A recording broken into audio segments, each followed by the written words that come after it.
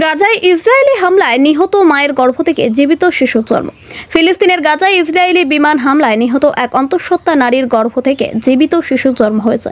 শনিবার রাতে জরুরি অস্ত্রোপচারের মাধ্যমে মেয়ে শিশুটির জন্ম হয়েছে বলে জানিয়েছে ফিলিস্তিনের স্বাস্থ্য মন্ত্রণালয়। শিশুটিকে রাফাহ শহরের একটি হাসপাতালে আরও এক শিশুর সঙ্গে ইনকিউবেটরে রাখা হয়েছে। তার বুকে সেটে দেওয়া টেপে লেখা আছে শহীদ হওয়া সাবরিন আল শাকানির সন্তান।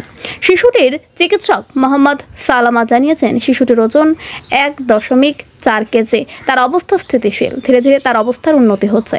এর আগে গাজা উপত্যকার রাফাহ শহরের দুটি বাড়িতে ইসরায়েলি বিমান হামলায় 19 জন নিহত হয়। নিহত ব্যক্তিদের মধ্যে একই পরিবারের 13 শিশু রয়েছে। এই হামলাতেই স্বামী ও মেয়ে সহ সাবরিন আল শাকানি নামের 30 সপ্তাহের ওই অন্তঃসত্ত্বা নারী নিহত হন। উল্লেখ্য, গত 7 অক্টোবর থেকে ফিলিস্তিনে টানা হামলা চালিয়ে যাচ্ছে ইসরায়েল।